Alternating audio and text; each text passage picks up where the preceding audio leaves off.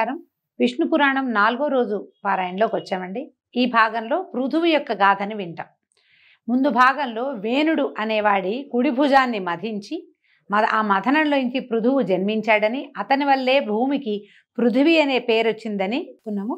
ఈ నేలిన చక్రవర్తి ఆయన భూప్రపంచం మొత్తాన్ని ఏలాడట. భూమిని గోవుగా చేసి పాలు పితికి ఆ పాలతో చరాచర భూతకోటికి సంజీవన స్థితిని కలిగించాడు అని పరాశర మహర్షి చెప్పగా, శిష్యుడైన మైత్రేయుడు గురువుగారికి నమస్కరించి, గురుదేవ, మునులు వేణుని భుజాన్ని మధించటము, పృథువు జన్మించటము, ఆ రాజు భూమిని ఆవుని చేసి పితకటము, ఈ విషయాన్ని విస్తరించి చెప్పవలసిందని కోరుకుంటే పరాశరుడు ఇలా చెప్తున్నారట.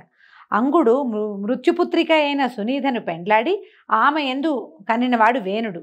వానికి పట్టం కట్టి భార్యతో సహా తపశ్చర్యకై వనవాసి అయిపోయాడు.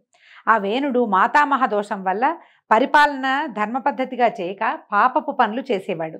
తాత ముత్తాతల నాటి అగ్రహారాల్లో పన్నులు వసూలు చేస్తూ బ్రాహ్మణుల్ని బాధించటము, న్యాయ పద్ధతికి విరుద్ధంగా ధనార్జన చేస్తూ దానిని దుర్వినియోగం చేయటము, వేదవేత్తలైన విద్వాంసుల జీవితాలకు వేడి కలిగించి రాష్ట్రం నుంచి వెళ్ళగొట్టటము, శుభప్రదమైన ఆస్తిక పద్ధతిని విడిచి పాషండ మతాన్ని అవలంబించటము, జార చోరులను దురాచారాలను ఆదరించి పోషిస్తూ ఉండటము, అసత్యమాడటము, ధర్మ మార్గాన నడిచే వారిని క్రూరంగా శిక్షించి ఏడిపించటము, పనిపట్టి సాధువులను బాధించటం వంటివి నిత్యకృత్యాలుగా ఉండేవాడు. ఆ కాలంలో కూడా ఇలాంటి ఒక దుర్మార్గుడు దౌర్భాగ్యులు ఉన్నారు. అయితే మళ్ళీ బ్రహ్మదేవుని దయ వల్ల మళ్ళా దాన్ని అంతటినీ సరిచేసేవారు. యజ్ఞాలు, వ్రతాలు, నోములు, జపాలు, దేవపూజలు చేయకూడదు, చేసిన వాళ్ళకి మరణదండన అని తన రాష్ట్రమంతా చాటించాడు. ఒకవేళ ఎవరైనా అతనికి బుద్ధి చెప్పడానికి ట్రై చేస్తే, ప్రయత్నం కనుక చేస్తే తనాపర అనే విమర్శ లేక శిక్షించి పుర నుంచి వెళ్ళగొట్టేసేవాడట.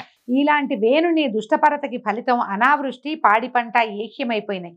ఏమీ లేవు, పాడి పంటలు లేవు, అనావృష్టి, అసలు వానే లేదు. ప్రజలు అన్నపానీయాలకి అలమటిస్తూ దిక్కులేని వారైపోయారు. ఆ దశలో మునులంతా కలిసి ఆలోచించి వానికి సద్బుద్ధి చెప్పి దారికి తేవాలని సంకల్పించి అతని దగ్గరికి వెళ్ళి పూర్వరాజుల చరిత్రలు చెప్పి, అలాంటి వంశంలో పుట్టిన వాడివి, ఇలా చేయక నువ్వు వాళ్ళలాగా ప్రవర్తించకుండా ఇలాంటి ప్రవర్తన చేస్తున్నావేంటి నాయన, ప్రజల్ని కూడుగుడ్డా లేని దుస్థితికి తేకూడదు, తండ్రులు చేసిన మంచి పనులు కనీసం తండ్రులు ఒక రకంగా నిలబెడితే కొడుకులు దాన్ని చెడగొట్టకూడదు, అంత కాకపోతే కొంతైనా మంచి చేయాలని బాగా బతిమలాడారనమాట. మునుల్ని చంపటం, వేదాలను దూషించడం, దేవాలయాలు పడగొట్టించడం, బ్రాహ్మణులను ఏడిపించడం రాజధర్మం కాదు. యజ్ఞాలు చేసే దేవతలు సంతోషిస్తారు, వారి సంతోషం వాన కురిపిస్తుంది, దాంతో భూమి సస్యశ్యామల అవుతుంది, ప్రజలు పాడి పంటలతో సుఖజీవనులు అవుతారు. నీ ప్రవృత్తి వల్ల ఈ రకమైన ప్రవృత్తి వల్ల ఏమవుతుంది, దేశం దుర్భిక్షానికి గురవుతుంది, భూతకోటికి దినదిన గండమైపోయింది. మళ్ళీ చెప్తున్నాము, మీ పూర్వుల మార్గాన ప్రవర్తించమని పదే పదే చెప్తే కోపంతో కొరకొరలాడే వేణుడు, మీరు ప్రలాపన ఆపసేయండి, మీ పేలాపన ఎందుకు ఇలా ప్రేలుతున్నారు మీరు అని తిట్టాడట. నాకంటే మిన్నగా చెప్పదగినవాడు లోకంలో లేడు, విష్ణువు నాకంటే అధికుడని మీరు చెప్తున్నారు, మీకంటే పిచ్చివాళ్ళు ఉంటారా, బ్రహ్మ విష్ణు మహేశ్వర్ల అంశలు ఉన్నవాడు నేను, కాబట్టి ఇంకా యజ్ఞం యాగం చేయక్కర్లేదు, నేనే దేవుణ్ణి అంటున్నాడు అనమాట. పతిసేవ ఇల్లాలికి పరమధర్మం, అలాగే నా ఆజ్ఞ అందరికీ అనుసరణీయం అని అనగానే మునులు శాంతించి నిదానపడి ఏదో చెప్పడానికి ప్రయత్నం చేశారు. కానీ వేణుడు వినలేదు, దేవతానింద పాట పాడుతూనే ఉన్నాడు. వాడి వికృత పద్ధతిని మునులు భరించలేకపోయారట. కరుణాపయోనిధి అయినటువంటి పద్మాక్షుణ్ణి, శ్రీహరిని నిందించేటువంటి ఈ పాపాత్ముణ్ణి తుదముట్టించి ధర్మ సంరక్షణ చేసి ప్రజల్ని కాపాడాలని నిశ్చయించుకుని దర్భలు పట్టుకుని మారణ మంత్రాలు పలుకుతూ ఆ దర్భలని వేణుడి మీద విసిరారట. తీవ్రాగ్ని జ్వాలలు చిమ్ముతూ ఆ దర్భలు నిశిత శరములై వానిని తాకగానే వేణుడు దబ్బున కిందపడి కన్నుమూశాడు. వాని శరీరమును తైలపాకం చేయించి మంత్రులకు అప్పగించి భూపరిపాలన చేస్తూ ఉండండి అని చెప్పారు. ఇక రాజులు లేరు, వాడికి సంతానం లేదు, మంత్రులు ఏమీ అనలేక ఊరుకున్నారు. ఇక జరిగేదేముంది, పరిపాలకుడు రాజు లేడు, దొంగలు మూకలుగా ఊళ్లపై పడి బ్రాహ్మణుల్ని చావగొడుతూ సిరి సంపదల్ని హరింపసాగారు. ఆ బ్రాహ్మణుడు కుయ్యో మొర్రో అని ఏడుస్తూ ఉండేవాళ్ళట. అరాచక పద్ధతి, అరాచకం అంటే ఏంటంటే రాజు లేకపోవటం అనమాట. అది వేరే పద్ధతి కాదు. మామూలుగా అరాచకంగా ప్రవర్తించడం, రాజు లేనట్టు ప్రవర్తించడం ఒక పద్ధతి అయితే, అసలు రాజే లేకపోవటం, పైన అజమాయిషీకి ఎవడూ లేకపోతే ఇంకా అధ్వాన్నంగా ఉంటుంది. మునులు బ్రాహ్మణులు చూసి జాలిపడి ఓదార్చి వేణుని యొక్క ఊరు భాగాన్ని మధించారట. తొడ భాగాన్ని మధిస్తే ఆ భాగం నుంచి భయంకర వికృతాకారుడు బయలుపడి నన్నేం చేయమన్నారని హుంకరిస్తూ అడిగాడట.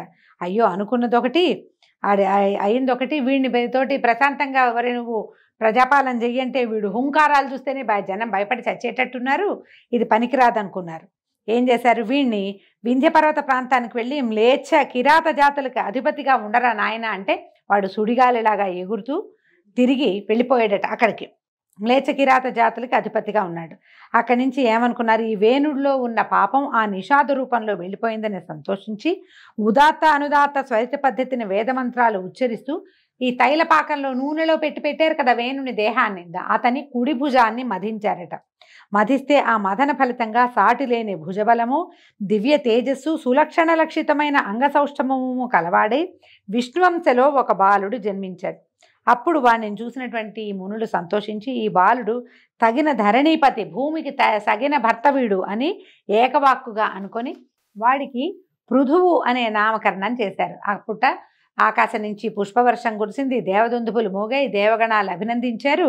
అప్పుడు పుట్టినటువంటి పృథువు యువకుడై మహనీయ మహిమ కలిగిన వాడై విరాజిల్లుతూ ఉన్నాడు.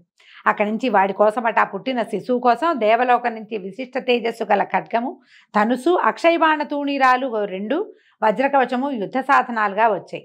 ధర్మానికి మొగరూపైనటువంటి మంచి కొడుకు కలగటం వల్ల వేణుడు పుణ్యస్థానానికి చేరాడు. మునులు పరమానంద భరితులై గంగాది పుణ్యనదుల నుంచి సముద్రాల నుంచి నీరు సువర్ణ పాత్రలతో తెప్పించి పృథువికి అభిషేకం చేశారు. దేవగణాలతో బ్రహ్మదేవుడు స్వయంగా వచ్చి శుభముహూర్తాన ఇతనికి ధరాధిపతిగా పట్టం కట్టి చక్రవర్తిని చేశాడు. విష్ణు చక్రం వచ్చి పృథువి యొక్క దక్షిణ హస్తానికి దివ్యాభరణంగా ప్రకాశించింది. అప్పుడు బ్రహ్మ చక్రవర్తిగా పృథువుని చెప్పి అభినందించాడు. ఇతడే ఇంకా చక్రవర్తి, సర్వం సహా చక్రవర్తి భూమికని చెప్పాడు. ఈ విధంగా చక్రవర్తి అయినటువంటి పృథువు సురనర ప్రశంసను పొంది సమధికైశ్వర్యవంతుడై రాజ్యం చేయటం మొదలుపెట్టాడు. అతడు చేస్తూ పైతామహ యజ్ఞం చేశాడట.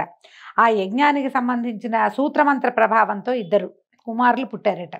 వాళ్ళు పుట్టిన వెంటనే యువకులుగా మారితే ఆ యజ్ఞానికి వచ్చిన వాళ్ళని చూసి వాళ్ళకి సంతోషించి ఆ మునులందరూ ఆనందించి ఒకడు పేరు సూతుడు, రెండోవాడు మాగధుడు, సూతుడు మాగధుడు అని పేర్లు పెట్టి మీరే చక్రవర్తిని స్తుతిస్తూ ఉండమంటే ఈ సూత మాగధులు 2 సమయానుసారంగా పృథు చక్రవర్తిని కీర్తిస్తూ ఉండేవాళ్ళు.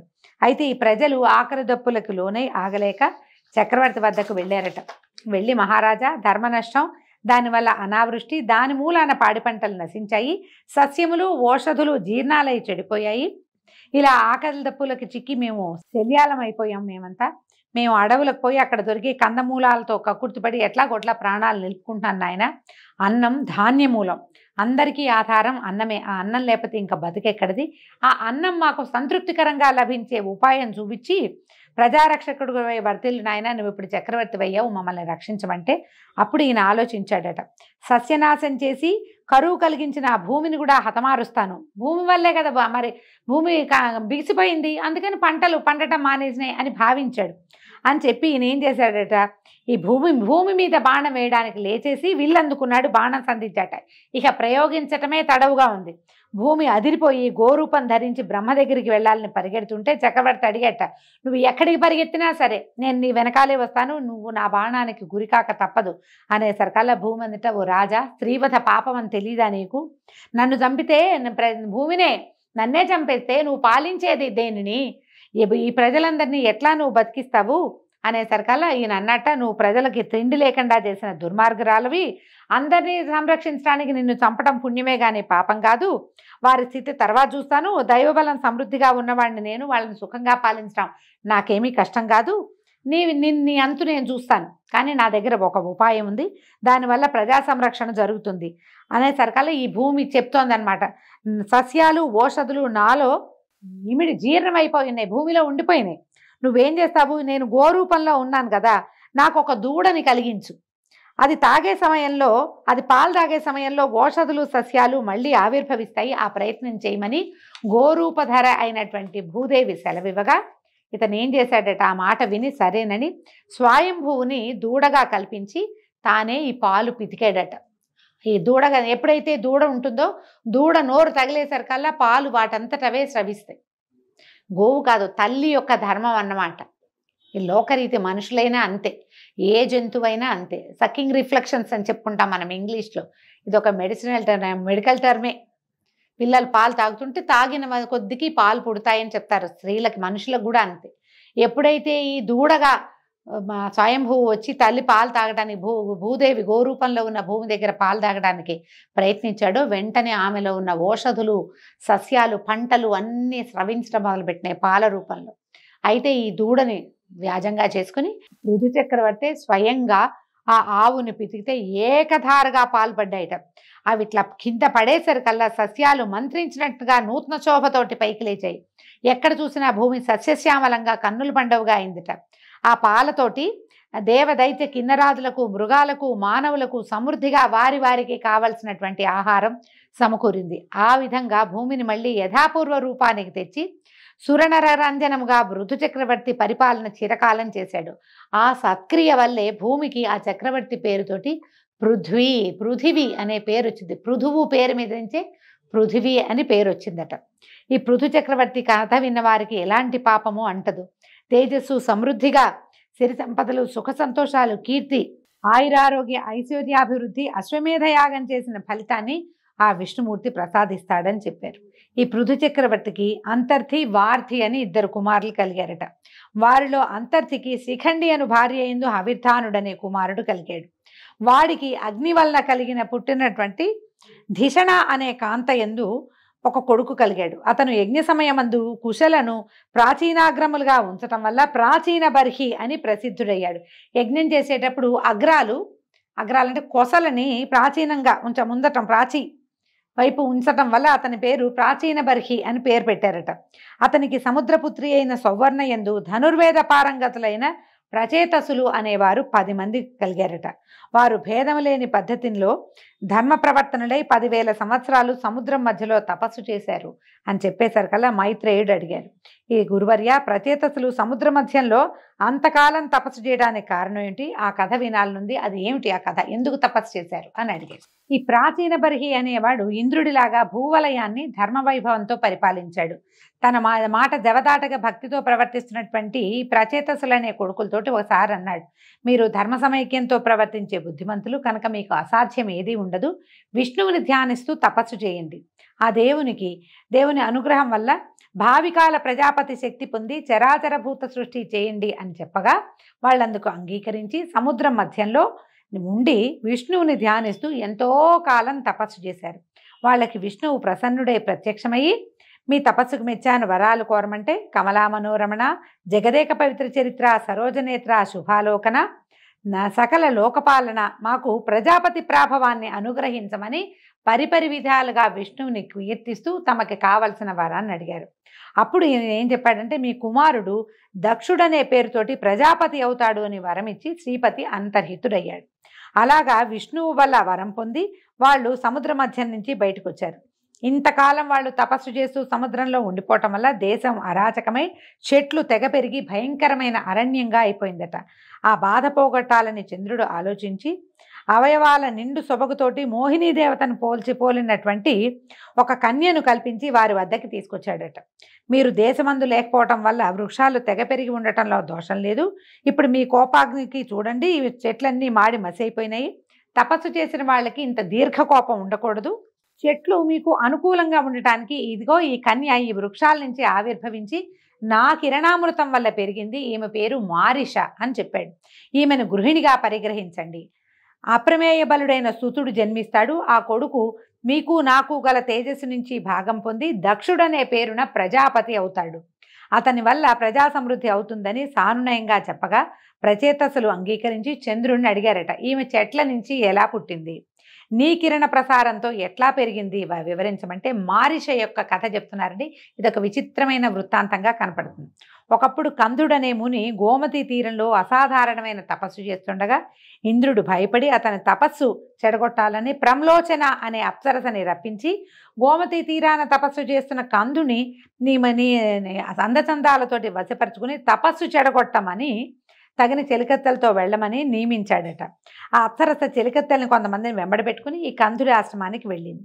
ముని తపశ్చర్యను చూసి ఎదురుగా వెళ్ళడానికి భయపడి పక్కనున్న పొదరిళ్లలో ఆటలాడుతూ పాటలు పాడుతూ అతనికి కనిపించకుండా విహరించేదట. అయితే ఆ సమయంలో చల్లని మలయవాయువు అప్సరసకు తోడయి ఆమె యొక్క శరీరం మీద నుంచి వచ్చే సుగంధం వల్ల ఈ మునికి మైమర్పు కలిగించేదట. అప్పుడు పూచిన పువ్వులు తెచ్చి ముని దగ్గర వంగి ఉంచేదట. అక్కడ దగ్గర పెట్టేది, ఆయన దగ్గరికి వచ్చి వీణ మీటుతూ చక్కటి కీర్తనలు పాడేది. అప్పుడప్పుడు చేతులు తగిలేలాగా, తను బట్టలు తగిలేలాగా నమస్కారాలు చేసి చిరునవ్వుతో చూసేది. ఈ క్రమంగా ఈ విలాసాలకి వికారాలకి ముని తపోదీక్షకి స్వస్తి చెప్పి ఈమెతో సంసారానికి ఒడంబడ్డాడు. ఆయన ఒకనాడు ఏమన్నాడు, సరే నువ్వు నా మనసు దొంగిలించావు, నిన్ను నా కౌగిల్లో బంధించాలని భావిస్తున్నాను అనేసరికల్లా ఈమె ఏమంది, స్వామి నువ్వు మునివి, నీ మాట ఎందుకు కాదంటాను, నువ్వు ఏది కావాలంటే అది, నువ్వు ఎలా కావాలంటే అలా, నీ దగ్గర ఉండమంటే నేను ఉంటానని అతనితోటి ఉండిపోయిందట. ఎంతో కాలం వాళ్ళిద్దరూ ఇలా ఆయన ఇంకా ఈ స్త్రీ సాంగత్యంతో తపశ్చర్యకి స్వస్తి చెప్పేశాడు. ఈ దేవవేసి అయినటువంటి ప్రమ్లోచనతోటి హాయిగా ఉండేవాడట. ఇలా కొంతకాలం అయిన తర్వాత ఆమె చెప్పింది ఏమిటి, అయ్యా నేను అప్సరసని దేవవేశ్యని, ఇక్కడికి వచ్చి చాలా కాలం అయింది, చాలాళ్ళు నేను తపస్సు పాడు చేశాను, నాకు సెలవు ఇవ్వు, నేను వెళ్ళిపోతాను అనేసరికల్లా, నేను ఇంకా ఇంతకాలం ఇక్కడే ఉండిపోయానంటే ఇంద్రుడు ఆగ్రహిస్తాడు, నన్ను వదిలిపెట్టేయమంది అనేసరికల్లా ఆయనకి కందముడికి చాలా కోపం వచ్చిందట.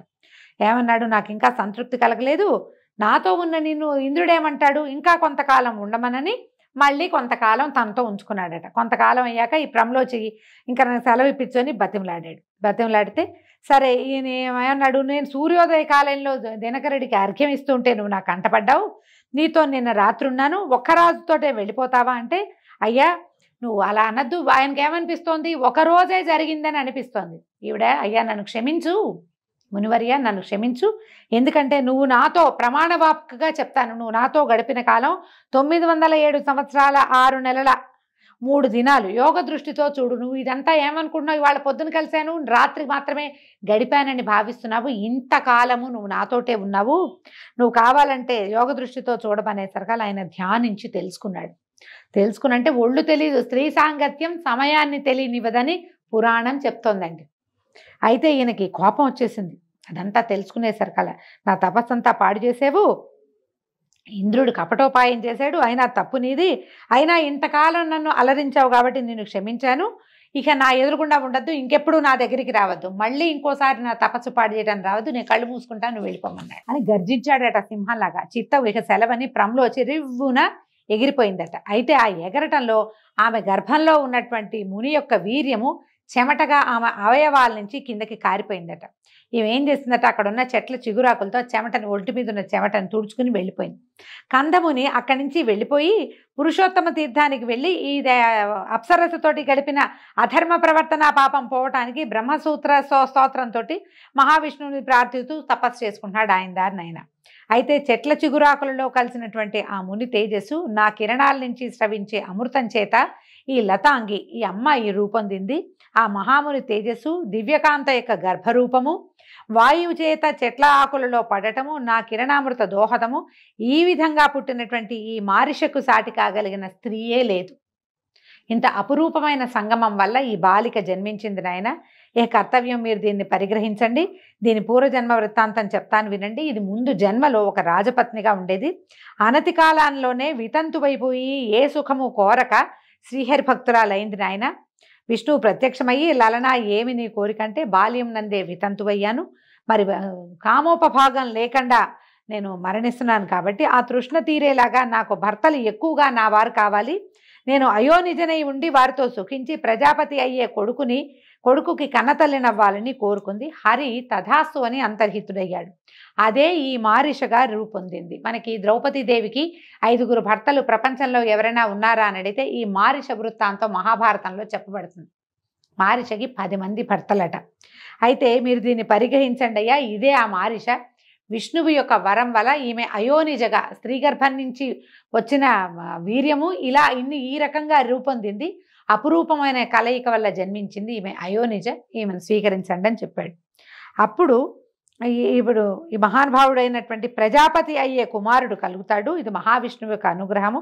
వాడు అనేక వంశాలకి వంశకర్త అవుతాడు అని చెప్పి చంద్రుడు నచ్చజెప్పి మారిషను ప్రచేతసుల గృహిణిగా పాణిగ్రహణం చేయించాడండి.